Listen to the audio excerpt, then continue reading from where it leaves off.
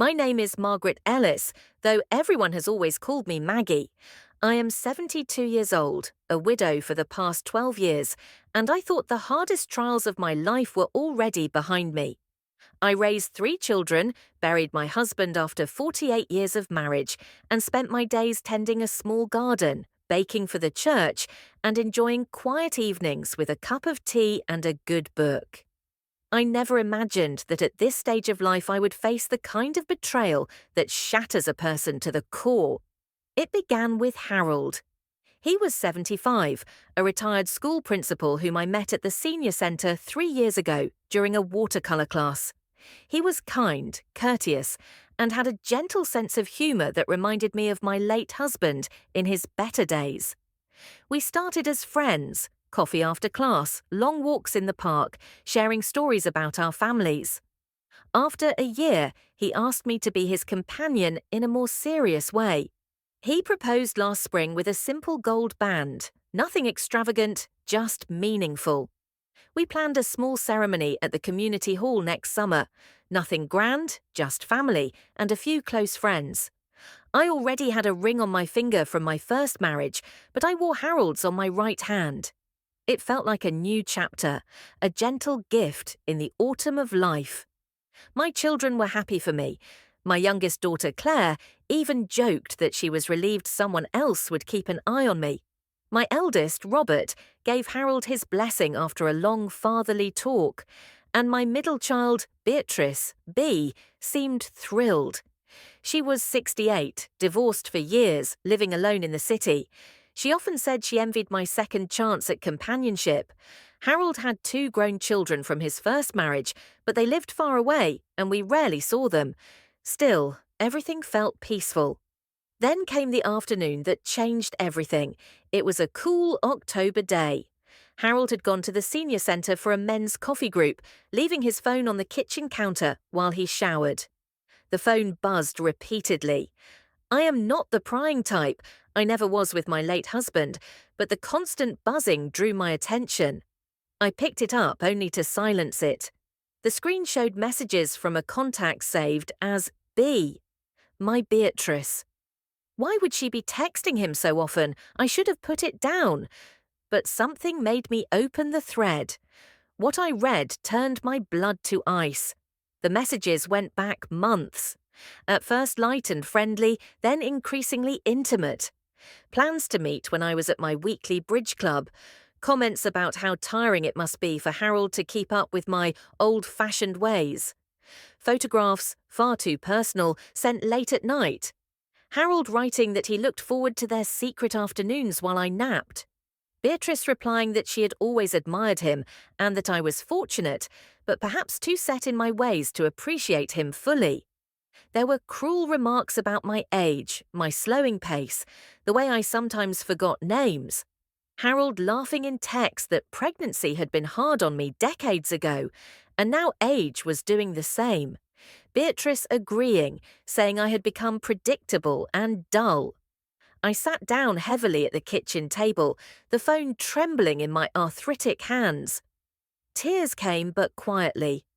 I am not one for hysterics. I copied everything I could to my own phone, screenshots, pages of messages, even a few voice recordings where their voices were unmistakable. I saved it all to a folder on my computer and printed the most damning pages. Evidence. I needed proof because part of me refused to believe what my eyes were seeing. Harold emerged from the shower, kissed my cheek as usual, and left for his meeting. I sat there for hours, staring at nothing. That evening, I behaved as normally as I could. I cooked his favourite pot roast, listened to his stories about the coffee group, and went to bed early, claiming a headache. Inside, I was breaking. The next days were agony. I watched them both with new eyes. Beatrice called me almost daily, asking about wedding plans, offering to help choose flowers. Harold brought me small gifts, a new scarf, my favourite tea, as if nothing were wrong. I considered confronting them privately, a quiet conversation, an end to the engagement, a clean break. But the more I read those messages, the mockery, the cold dismissal of my feelings, the more I realised they did not deserve privacy. They had conducted their affair in secret for months, laughing at me behind my back. They deserved to face the consequences in the open. Our family had a long-standing tradition, a large Thanksgiving dinner at my home every year. Everyone came, my 3 children and their spouses, grandchildren, a few great-grandchildren, close cousins, even some old neighbours. Harold had attended the last 2 years and was expected again. Beatrice always arrived early to help in the kitchen. This year would be different. I prepared carefully. A week before Thanksgiving, I phoned my daughter Claire privately.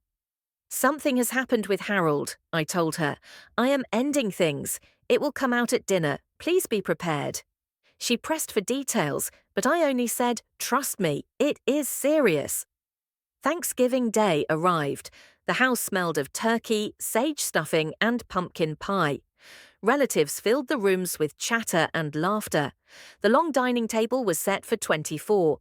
Harold arrived early, helping carry in chairs, kissing my cheek in front of everyone.